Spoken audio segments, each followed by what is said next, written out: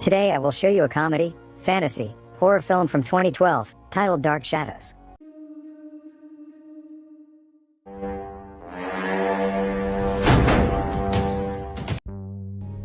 In the year 1760, the Collins family leaves Liverpool and sails to Maine in New England to expand the family empire. They start an incredibly successful fishing business that allows them to establish the town of Collinsport and their own grand estate, Collinwood.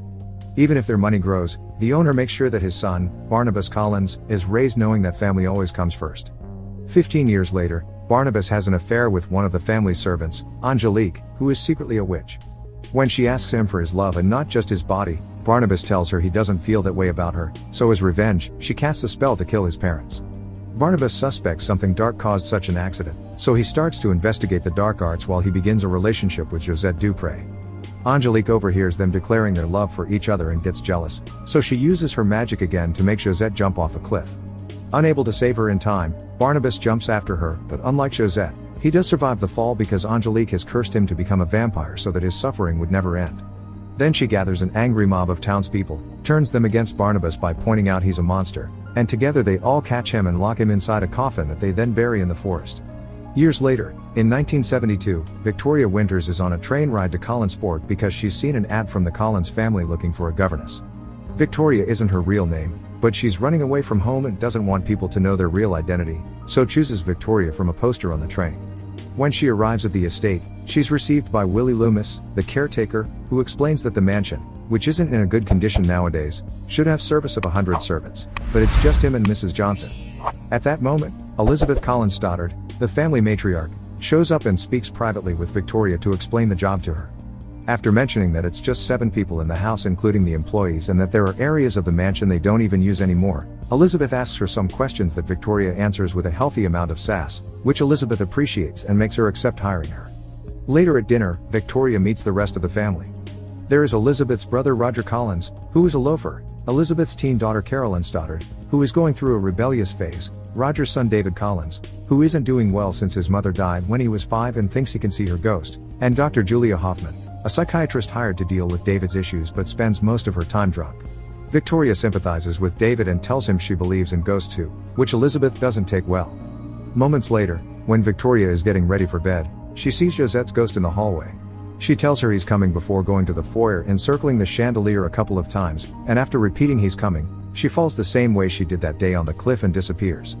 Meanwhile, in the forest, a construction crew building a McDonald's is doing some digging and finds Barnabas' coffin.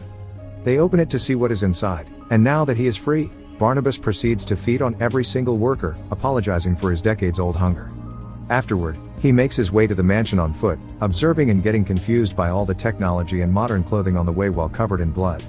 When he makes it to the estate, he finds Willie in the garden and hypnotizes him with his vampire powers to give him the information he needs. He also asks him to clean him up before taking him inside.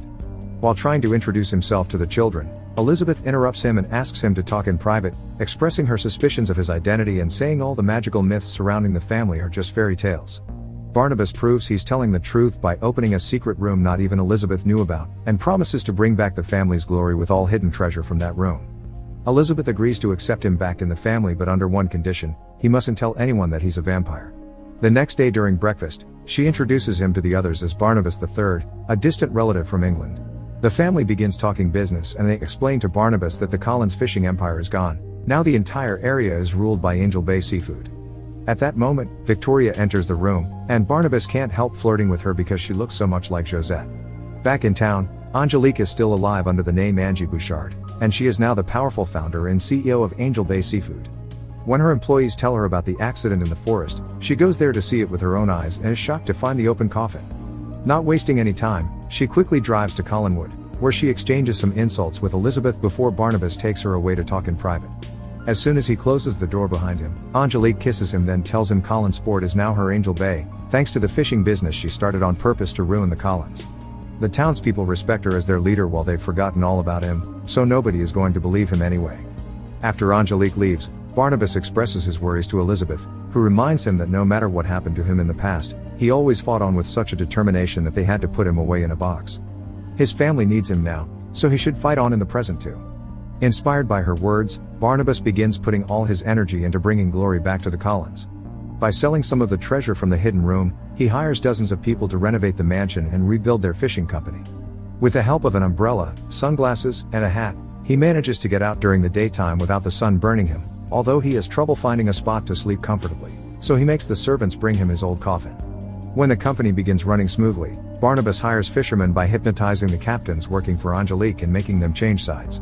In his free time, he continues to learn about technology and spends time with Victoria. One evening, after Roger sees him get out of the secret room with treasure in his hands, Barnabas is found by Julia, who thinks he acts very weird and invites him to her office. She hypnotizes him and gets him to confess his secret, so she leaves him behind to go yell at Elizabeth for having kept it from them. Elizabeth convinces her not to go to the police when she points out that Julia should be fascinated by him, and she is, so she wants him to stay and learn more about him. Sometime later, Barnabas asks Carolyn for advice on how to court modern women. Carolyn tells him he needs to drop all the old-timey attitude and hang out with cool people, so Barnabas ends up in a hippie circle, sharing stories while smoking in the forest.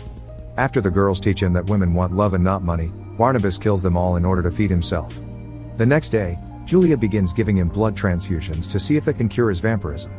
When Barnabas compliments her, Julia reminds him of the doctor-patient confidentiality concept and gets on her knees in front of him to pleasure him. While Victoria and Barnabas continue to spend time together and bond over talks about the supernatural, Angelique is furious that the Collins company is being successful again. The board members don't understand what the big deal is because Angel Bay still reigns over 95% of the nets, but Angelique explains it's a matter of pride and carrying on what her grandmother started, a way to destroy the Collins family. She calls for Barnabas to have a meeting and offer him the opportunity to sell his company to hers, but he refuses. Angelique reminds him she only wants his love and threatens to kill Victoria if he doesn't give it to her. Barnabas gives in and makes love to her all over the office, destroying most of it as they go. After they're done, he realizes it was a mistake and tells her he can't be with her, so Angelique promises to destroy him. Barnabas continues to see Julia for blood transfusions while Victoria begins having dreams of the time she saw Josette's ghost as a child and her parents sent her to an asylum for it. When she wakes up, she finds Josette's ghost visiting her again, asking for her help before disappearing. In the morning while having breakfast, Barnabas announces he wants to throw a ball for the whole town to remind them which is the ruling family here. Carolyn explains to him that nowadays people throw happenings, not balls, and gives him some tips about modern parties. When the night of the ball comes, she discovers he hadn't been joking when he said he would get anything she mentions, and now Alice Cooper is playing Live at their party.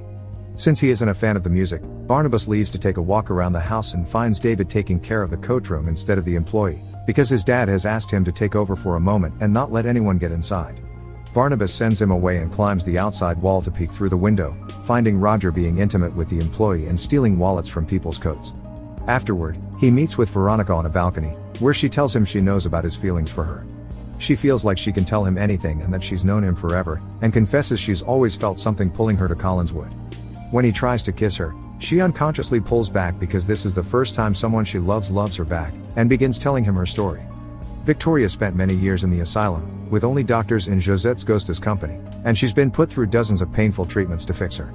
But she never gave up her will, and one day she managed to escape through a window. While searching for somewhere to go, Josette pointed at the governess ad in the newspaper, and she knew what she had to do. She feels at home at Collinswood and she's developed feelings for Barnabas too, which she expresses by finally kissing him. This is seen by Angelique, who just arrived at the party, and now she's furious.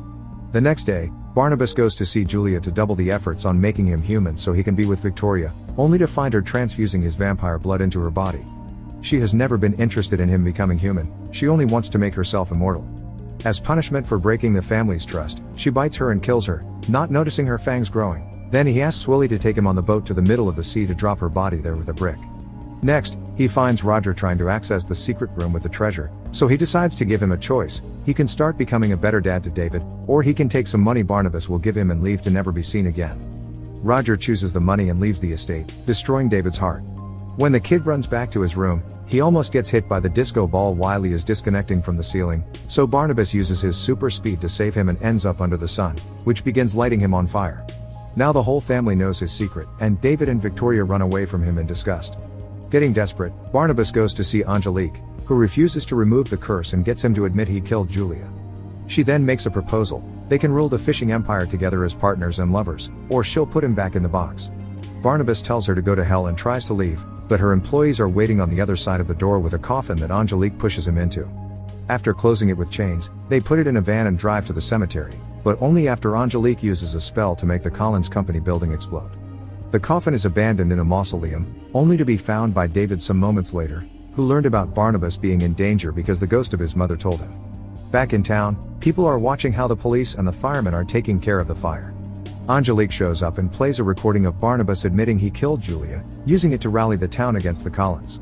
The angry mob, together with the cops and Angelique, arrive at Collinswood right after Barnabas gets there too, and he's willing to confess if they don't do anything to his family but take Angelique with him as well.